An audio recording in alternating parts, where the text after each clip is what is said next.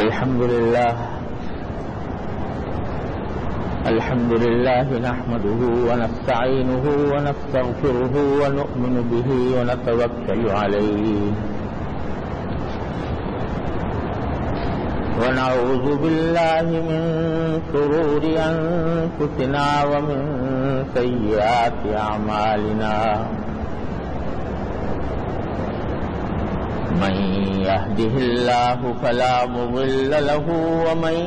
يضلله فلا هادي له وأشهد أن لا إله إلا الله وحده لا شريك له وأشهد أن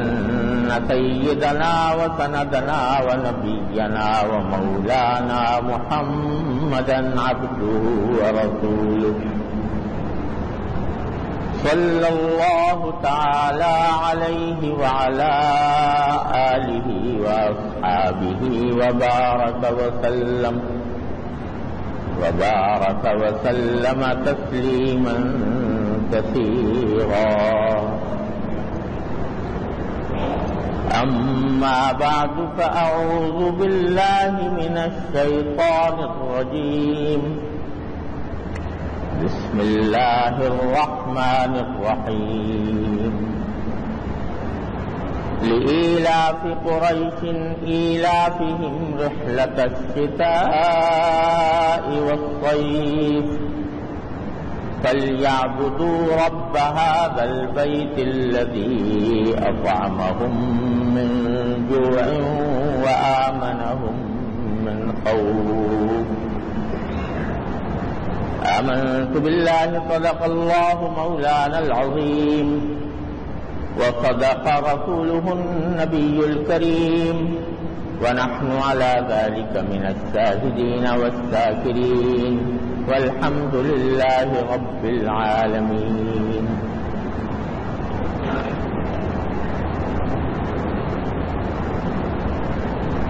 بزرگان محترم اور برادران عزیز، پچھلے جمعہ میں نے سورہ فیل کی کچھ تشریح آپ کے سامنے پیش کی تھی. آج اس کے بعد جو متصل سورت ہے جس کو سورہ قریش بھی کہتے ہیں اور سورہ ایلاف بھی کہا جاتا ہے، وہ میں نے آپ کے سامنے تلاوت کی ہے اور آج اس کی کچھ تشریح عرض کرنی ہے. اس سورت کا سورہ ایلاف قریش کا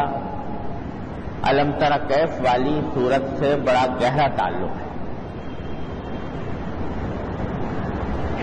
اس لیے کہ الم تر کیف والی صورت میں اللہ تبارک و تعالی نے عرب کے لوگوں کو اور خاص طور سے قریش کے لوگوں کو جو مکہ مکرمہ میں آباد تھے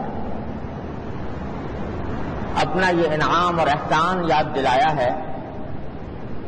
کہ ابرہہ، یمن کے بادشاہ ابرہہ کا اتنا زبردست لشکر ان پر حملہ آور ہوا تھا، لیکن اللہ تبارک و تعالی نے اپنے فضل و کرم سے کعبے کو بھی محفوظ رکھا اور مکہ مکرمہ کے بسنے والوں کو بھی ان کے شر سے نجات عطا فرمائی اور ان کے دشمن کو خائب و خاسر کر دیا، ناکام اور نامراد کر دیا. اب اس صورت میں باری تعالیٰ ایک اور احسان اور انعام یاد دلا رہے ہیں جو اللہ تبارک و تعالیٰ نے قریش کے لوگوں پر جو مکہ مکرمہ میں آباد تھے اور کعبے کے پاسبان کہلاتے تھے ان پر اللہ تبارک و تعالیٰ نے ایک دوسرا انعام جو کیا ہے وہ یاد دلایا ہے. ترجمہ آیت کا یہ ہے کہ لإیلاف قریش ایلافہم رحلۃ الشتاء والصیف، چونکہ قریش کے لوگ عادی ہیں اس بات کے کہ وہ سردیوں میں ایک سفر کرتے ہیں اور گرمیوں میں دوسرا سفر کرتے ہیں، تو ان کو چاہیے فَلْيَعْبُدُوا رَبَّ هَذَا الْبَيْتِ، ان کو چاہیے کہ اس بیت اللہ کے پروردگار کی عبادت کریں، الذی اطعمہم من جوع، جس نے ان کو بھوک کی حالت میں کھانا عطا فرمایا، وآمنہم من خوف، اور خوف کی حالت میں اللہ تبارک و تعالیٰ نے ان کو امن عطا فرمایا، ان کی حفاظت فرمائی۔ یہ دراصل اشارہ ہے اس بات کی طرف کہ نبی کریم سرور عالم صلی اللہ علیہ وسلم کی دنیا میں تشریف آوری سے پہلے پورا جزیرہ عرب قتل و غارت گری کا ایک بہت بڑا مرکز بنا ہوا تھا، کسی کی جان مال آبرو محفوظ نہیں تھی، دن دہاڑے ڈاکے پڑتے تھے، اور کوئی شخص جو سفر کرنا چاہتا ایک شہر سے دوسرے شہر کی طرف تو اکیلا سفر نہیں کر سکتا تھا،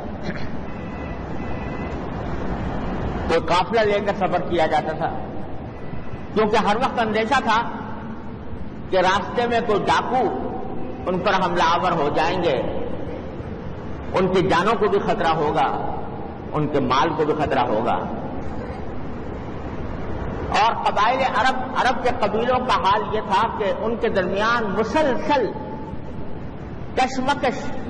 اور لڑائی جاری رہتی تھی، ایک قبیلہ دوسرے قبیلے کا دشمن ہے، جان کا دشمن ہے، خون کا پیاسا ہے، لہذا اپنے دشمن قبیلے کا کوئی آدمی یا اس کا کوئی قافلہ راستے میں گزرتا ہوا مل جائے تو اس پر حملہ آور ہو جاتے تھے، اس کو جان سے مار دیتے تھے، اس کے مال لوٹ لیتے تھے۔ قتل و غارت گری کا ایک لامتناہی سلسلہ تھا جس کا بازار گرم تھا پورے جزیرہ عرب میں۔ چنانچہ کوئی بھی شخص جو کوئی قافلہ لے کر جا رہا ہو، خاص طور سے اگر کوئی تجارتی قافلہ ہے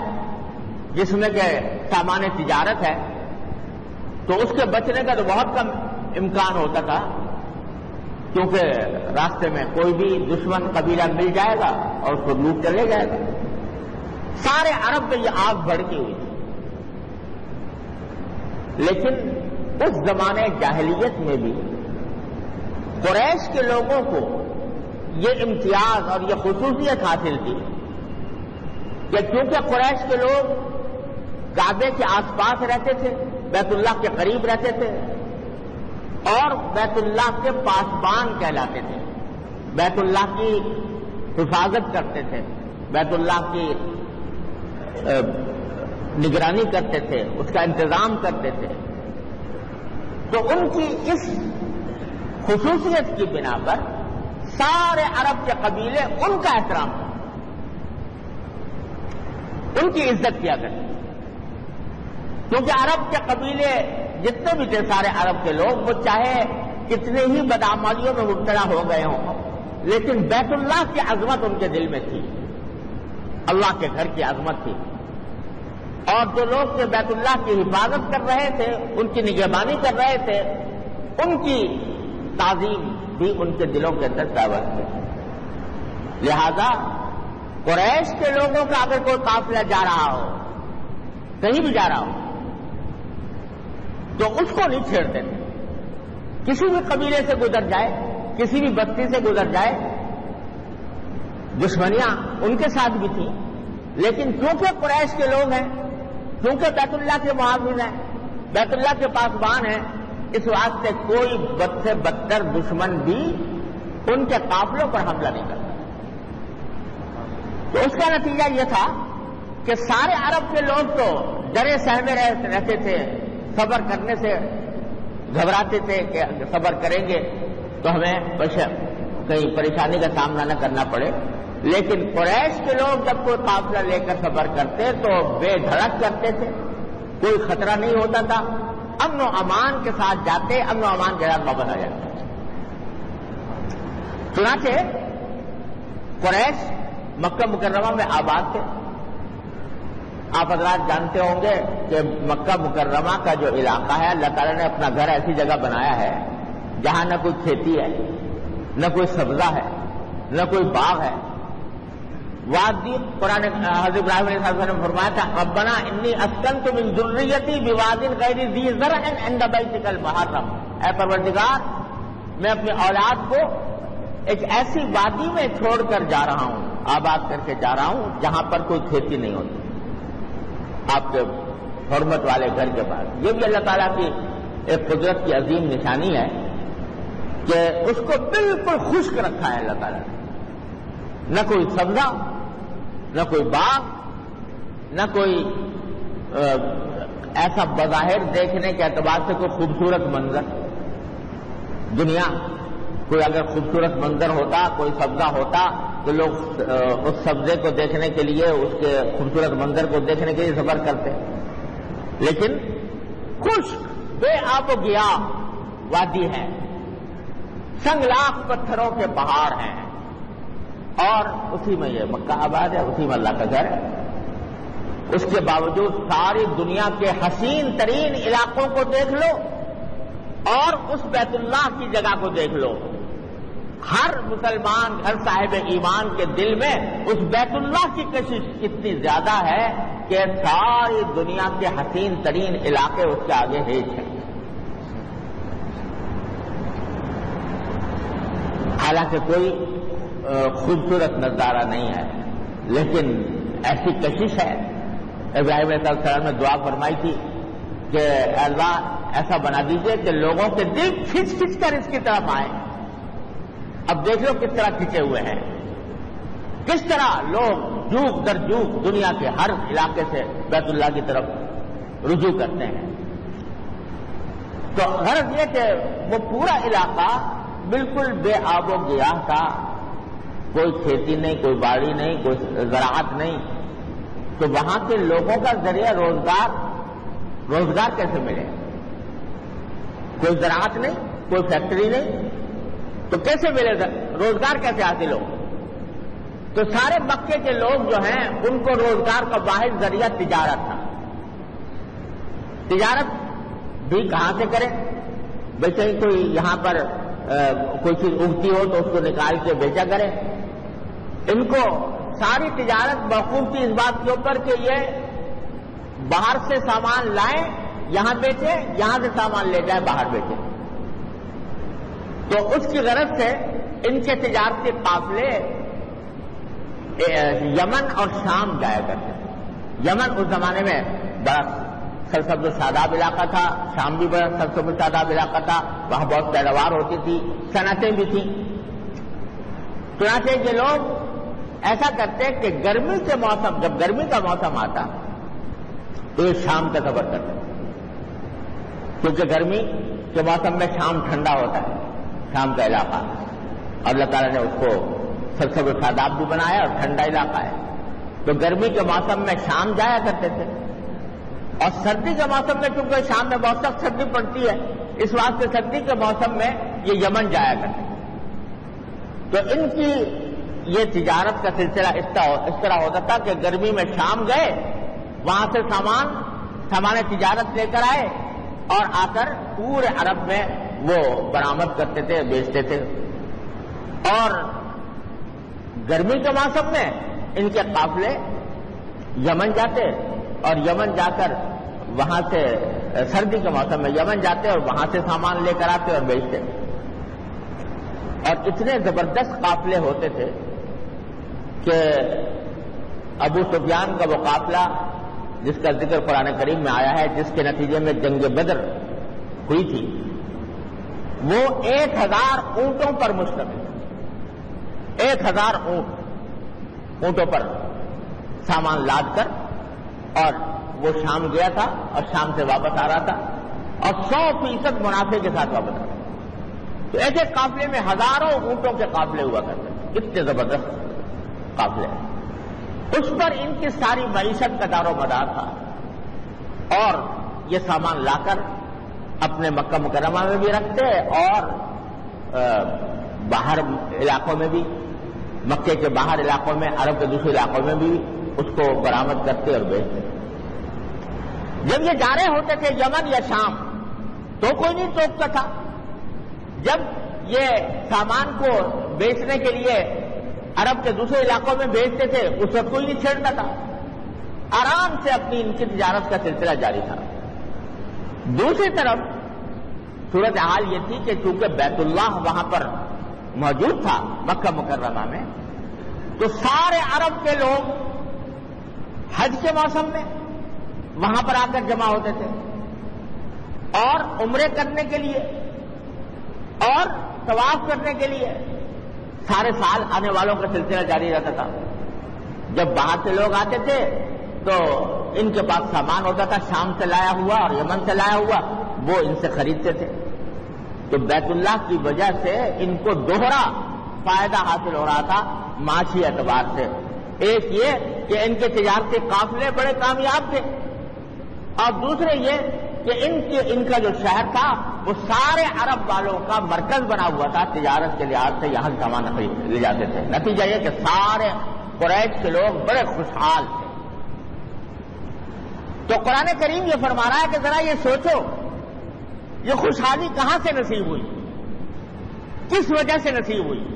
تمہارے اندر کون سا سرخاب کا پر تھا جس کی وجہ سے سارے عرب کے لوگ تو بدامنی کی آگ میں جل رہے ہیں، اور تمہیں اللہ تبارک و تعالی نے امن و امان کی یہ فضا عطا فرمائی ہوئی ہے؟ تو لِإِيلَافِ قُرَيْشٍ إِيلَافِهِمْ رِحْلَةَ الشِّتَاءِ وَالصَّيْفِ، کیونکہ قریش کے لوگ عادی ہیں سردی اور گرمی میں سفر کرنے کے، تو ان کو چاہیے کہ اس پروردگار کے گھر، اس گھر کے پروردگار کی عبادت کریں۔ مطلب یہ کہ یہ جو تمہیں امن و امان نصیب ہے اور تمہیں جو خوشحالی نصیب ہے وہ صرف بیت اللہ کی وجہ سے ہے، کیونکہ تم بیت اللہ کے پاسبان ہو، اس وجہ سے اللہ تبارک و تعالی نے تمہیں اتنی نعمتیں عطا فرمائی ہوئی ہیں۔ تو اس نعمت کا شکر تو یہ ہونا چاہیے کہ تم اس پروردگار کے خدائے واحد کی عبادت کرو اور کسی اور طرف نہ دیں۔ لیکن تم نے کر یہ رکھا ہے کہ اس خدا نے جس نے تمہیں یہ امن و امان اور یہ خوشحالی عطا فرمائی، اس کا تو نام ہی نام ہے، تم نے اسی کعبے کے اندر بت رکھے ہوئے ہیں، ان کی پوجا کرتے ہو، خدا کے ساتھ شرک کرتے ہو، اور اللہ تبارک و تعالیٰ کے ساتھ نہ جانے کتنے خداؤں کو اپنا خدا مان کر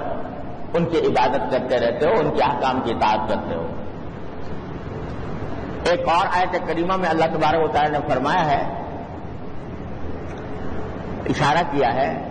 کہ جب نبی کریم صلی اللہ علیہ وسلم ان کو توحید کی دعوت دیتے تھے قریش کے لوگوں کو کہ بھائی اور بت پرستی چھوڑو، اللہ تبارک و تعالیٰ کی عبادت کرو،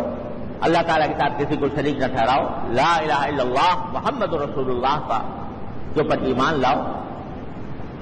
تو وہ جواب میں بعض اوقات یوں کہتے تھے کہ جی کیا کریں، اگر ہم آپ کی بات مان لیں تو سارا عرب ہمارا دشمن ہو جائے گا، سارا عرب ہمارا دشمن ہو جائے گا، اور لوگ جو ہیں وہ ہماری جو عزت کرتے ہیں، احترام کرتے ہیں، سارے عرب کے اندر ہمارا بول بالا ہے وہ ختم ہو جائے گا، اس واسطے کہ سارا عرب بت پرست ہے۔ تو اگر ہم بت پرستی چھوڑ دیں گے اور توحید کے قائل ہو جائیں گے تو سارا عرب ہمارا مخالف بن جائے گا، دشمن بن جائے گا۔ قرآن کریم میں اس کے جواب میں ایک آیت میں فرمایا، اولم یروا انا جعلنا حرما آمنا ویتخطف الناس من حولهم، ارے کیا ان کو یہ نظر نہیں آ رہا کہ ہم نے ان کو جو امن و امان دیا ہے وہ اس حرم کی وجہ سے دیا ہے، ہاں، اور یہ اس کو حرم کو امن والی چیز بنا دیا ہے، اور ان کے ارد گرد جتنے قبیلے کے لوگ ہیں وہ بدامنی کے اندر مبتلا ہیں، ان کو لوٹا جا رہا ہے، ان کو اغوا کیا جا رہا ہے، ان کو مارا جا رہا ہے۔ یہ تو اللہ تعالیٰ نے اب جب کہ تم شرک کر رہے ہو تب اللہ تعالیٰ نے تمہیں یہ نعمت عطا کی ہوئی ہے، جب تم شرک چھوڑ دو گے اور صرف خدا واحد کی عبادت کرو گے تو کیا اللہ تعالیٰ تمہیں چھوڑ دے گا معیار و مددگار، پھر تمہیں بدامنی میں مبتلا کر دے گا؟ یہ دوسری جگہ قرآن کریم میں بھی اس طرف اشارہ فرمایا ہے۔ تو خلاصہ یہ ہے کہ اللہ تبارک و تعالیٰ نے اس آیت میں قریش کے لوگوں کو خاص طور سے اس طرف متوجہ فرمایا ہے کہ ان کو جو کچھ نعمتیں دنیا میں بھی ملی ہوئی ہیں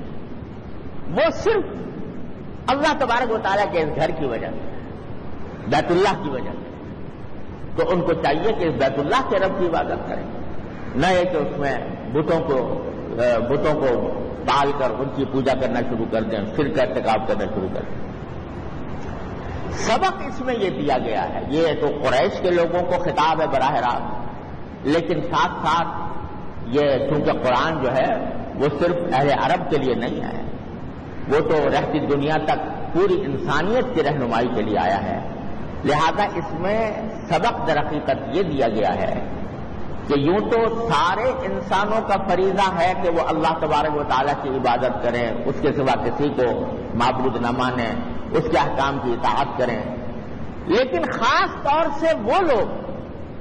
جن کو اللہ کے دین کے نام پر دنیا میں کوئی نعمت ملی ہو تو ان کو تو خاص طور پر اس بات کا اہتمام کرنا چاہیے کہ وہ اللہ تبارک و تعالیٰ کے دین پر پوری طرح عمل پیرا ہو۔ جن کو دنیا کی نعمت کس وجہ سے ملی؟ دین کی وجہ سے ملی، دین کے نام پر ملی، ان کا خاص طور پر یہ فریضہ ہے کہ وہ اللہ تبارک و تعالیٰ کے دین کی ٹھیک ٹھیک سچے دل سے پیروی کرے۔ ایک عالم ہے مثال کے طور پر، اس کی اگر کوئی عزت کرتا ہے تو کیوں کرتا ہے؟ اور دوسروں کے مقابلے میں اس کی تعظیم کرتا ہے تو کیوں کرتا ہے؟ اس لیے کرتا ہے کہ لوگ سمجھتے ہیں اس کے بعد دین کا علم ہے، دین کی وجہ سے اس کی عزت کر رہے ہیں۔ اگر وہ عالم پھسل جائے اور یہ کہے کہ وہ اپنے اکڑ میں آ جائے اور یہ سوچ کر کہ ساری دنیا میری تعظیم کر رہی ہے، وہ تکبر میں مبتلا ہو جائے اور خود دین کے احکام کو چھوڑ بیٹھے، تو یہ عام آدمی کے بگڑنے سے زیادہ برا ہے، زیادہ خطرناک ہے، زیادہ سنگین ہے کہ ایسا شخص جو کہ علم کے ساتھ نسبت رکھتا ہے وہ اللہ بچائے فسق و فجور میں مبتلا ہو جائے یا گناہ کے کاموں میں مبتلا ہو جائے۔ اور آدمیوں سے یہ توقع نہیں کی، اتنی زیادہ توقع نہیں کی جاتی جتنے کہ دین سے کے ساتھ تعلق رکھنے والے ہو۔ کوئی آدمی ہے جس کو لوگ نیک سمجھتے ہیں، نیکی کا اس کا اعتقاد ہے لوگوں کے دلوں میں، وہ اگر کوئی گناہ کا کام کرے، ناجائز کام کرے، تو یہ عام آدمی کے ناجائز کام کرنے سے زیادہ سنگین اور زیادہ قابل گرفت ہے۔ علم دین کی بڑی فضیلتیں حدیث میں آئی ہیں، لیکن ساتھ ساتھ ایک حدیث ایسی ہے کہ اللہ تعالیٰ محفوظ رکھے، اس کو تصور کر کے بھی رونگٹے کھڑے ہوتے ہیں۔ حدیث میں یہ ہے کہ سب سے پہلے جہنم جو دہکائی جائے گی وہ ایک عالم کے ذریعے دہکائی جائے گی۔ ارے اعوذ باللہ، اللہ تعالیٰ کی حفاظت میں رکھے، اپنے پناہ میں رکھے، کہ وہ عالم تو تھا، علم تھا اس کے پاس،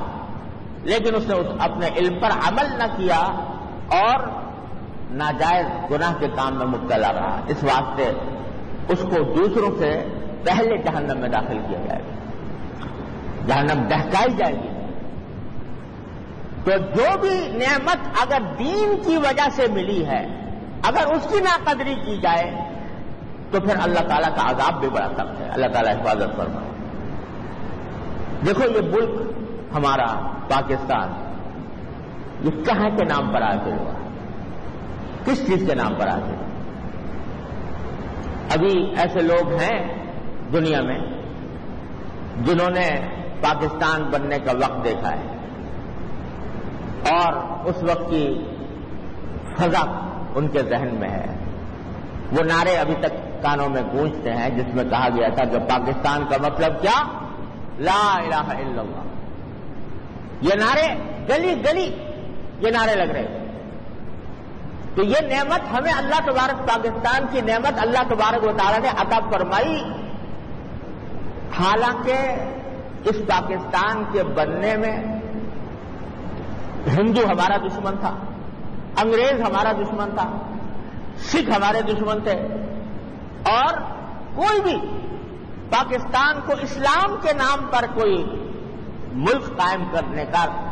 روادار نہیں تھا۔ لیکن ان تین چکیوں کے پاٹ میں اللہ تبارک و تعالیٰ نے غیب سے اپنے فضل و کرم سے یہ نعمت ہمیں عطا فرمائی. اسی لیے اس کو کہا جاتا ہے مملکت خدا دار پاکستان، خدا کی دی ہوئی مملکت. یہ نعمت ہمیں ملی کس لیے ملی؟ دین کے نام پر ملی، لا الہ الا اللہ کے نام پر ملی، مسلمان ہونے کے ناطے ملی. مسلمانوں کے لیے اللہ تبارک و تعالیٰ نے الگ ریاست عطا فرمائی اور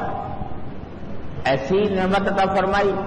کہ اگر وسائل کے لحاظ سے دیکھو تو اللہ تعالیٰ نے جو وسائل ہمارے ملک کو عطا فرمائے ہیں شاذ و نادری کسی ملک کو ملتے ہیں. دریا اس میں ہے، پہاڑ اس میں ہے، سبزہ اس میں ہے، صحرا اس میں ہے. وسائل کے لحاظ سے مالا مال ملک اللہ تعالیٰ نے عطا فرمایا اور دین کے نام پر عطا فرمایا. اب اگر یہ نعمت جو دین کے نام پر ملی اس کی ہم ناقدری کریں اور پھر دین ہی کے خلاف، دین ہی کی دشمنی میں یہاں پر کارروائیاں شروع کر دیں تو بتاؤ کہ اللہ کا عذاب آئے گا نہیں آئے گا؟ تو اس لیے یہ بھی اللہ تعالیٰ کی نعمت ہے کہ آج 60 سال سے زیادہ مدت گزر چکی ہے ملک کو اور نہ جانے کتنے مواقع اس کے اوپر ایسے آئے ہیں کہ جہاں یہ معلوم ہوتا تھا کہ اب گیا اور تب گیا. اس کے اوپر نہ جانے کتنے مشکل وقت آئے ہیں، کتنے کڑے وقت آئے ہیں، لیکن اللہ تعالیٰ نے اپنے فضل و کرم سے نہ جانے کن بزرگوں کی دعائیں تھیں، نہ جانے کن مخلص مسلمانوں کی قربانیاں تھیں، جس کے نتیجے میں ان تمام مشکل اوقات سے اللہ تعالیٰ گزارتا چلا ہے کہ بحران آتے ہیں نکل آتا ہے، مشکلات آتی ہیں پھر دور ہو جاتی ہیں. یہ پوری تاریخ آپ دیکھ لو کہ ہماری تاریخ میں بحرانوں کا ایک لامتناہی سلسلہ ہے، لیکن اللہ تعالیٰ نے ابھی تک قائم رکھا ہوا. کوئی کہتا تھا کہ بھئی جو خدا کے منکر ہیں انہوں نے بھی پاکستان میں آ کے خدا کو دیکھ لیا کہ اگر یہ انسان چلانے والے ہوتے صرف انسان تو اب تک ختم بھی ہو چکا ہوتا، لیکن خدا ہی چلا رہا ہے اس ملک کو.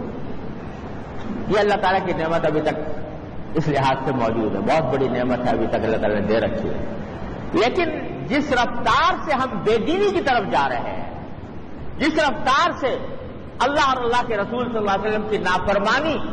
کو ہم نے سیوا بنایا ہوا ہے، وہ بڑے خوفناک ہے. اور اب جو صورتحال ہے سوات میں اور شمالی علاقوں میں جو صورتحال بنی ہوئی ہے، ایک آگ بھڑک رہی ہے اور اس آگ کے اندر مسلمان ہی مسلمان کے گلے کاٹ رہا ہے، مسلمان ہی مسلمان کے اوپر حملہ آور ہو رہا ہے، ایک دوسرے کو لاشیں گرا رہے ہیں. جو قوت کے دشمنوں کے خلاف صرف ہونی تھی وہ آپس میں ایک دوسرے کو مارنے میں صرف ہو رہی ہے. یہ نتیجہ اس بات کا ہے کہ اللہ نے دین کے نام پر ملک دیا تھا، ہم نے دین سے دوری اختیار کی اور چاہیے تھا کہ ہم اللہ کے سوا کسی کی عبادت نہ کریں، اللہ کے سوا اپنا کسی کو معبود نہ بنائیں، لیکن ہم نے معبود بنا رکھے ہیں پتہ نہیں کتنے. یہ امریکہ ہے، یہ برطانیہ ہے، یہ روس ہے، بڑی سپر طاقتیں ہیں، ان کو اپنا عملاً اپنا معبود بنا رکھا. ان کو خوش کرنے کے لیے سارے اقدامات ہو رہے ہیں، ان کی خوشامد کرنے کے لیے سارے کام ہو رہے ہیں، اور اپنی دین اور اپنے ملک کی فلاح و بہبود سے پش پڑی ہوئی ہے. ان کے سامنے بھیک کا پیالہ لیے ہوئے ہم ہر وقت کھڑے ہوئے ہیں اور وہ بھیک دینے سے پہلے ہم پر شرطیں عائد کرتے ہیں اور اپنے منصوبے ہم سے نافذ کرواتے ہیں، اور اس کے نتیجے میں یہ ساری صورتحال ہمارے سامنے ہے. تو بنیادی چیز ہم سب کے لیے جو سبق اس سورت کریمہ سے ملتا ہے وہ یہ کہ اللہ تبارک و تعالیٰ کی اس نعمت کی قدر پہچانتے ہوئے ہم میں سے ہر شخص اللہ تعالیٰ کی طرف رجوع کرے، اللہ تبارک و تعالیٰ سے اپنے گناہوں کی معافی مانگے، اللہ تعالیٰ سے توبہ کرے. اس وقت پورا معاشرہ ہمارا وہ بے دینی کا شکار ہے، کرپشن، حرام خوری، ایک دوسرے کے اوپر ظلم، غیبتیں، ایک دوسرے کے اوپر بہتان، یہ اس کا ایک لامتناہی سلسلہ ہے۔ عریانی اور فحاشی گھر گھر میں، ٹی وی کے ذریعے گھر گھر میں عریانی اور فحاشی کا ایک مرکز بنا ہوا ہے۔ جو مناظر کبھی دیکھنے کی کسی کو کا موقع نہیں ملتا تھا، وہ اب گھر گھر میں ہر آن ہر لحظہ موجود ہے۔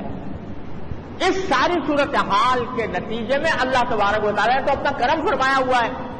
کہ چاہیے تو پتہ نہیں کون سا عذاب نازل ہو جاتا، لیکن اس صورتحال کے نتیجے میں آج ہم اس مصیبت میں گرفتار ہیں جس پر آج ہر مسلمان کا دل بے چین ہے اور رو رہا ہے۔ اللہ تبارک و تعالیٰ نے ایسے موقع کے لیے فرمایا ہے کہ ہر شخص اپنی جگہ اپنی اصلاح کی فکر کرے،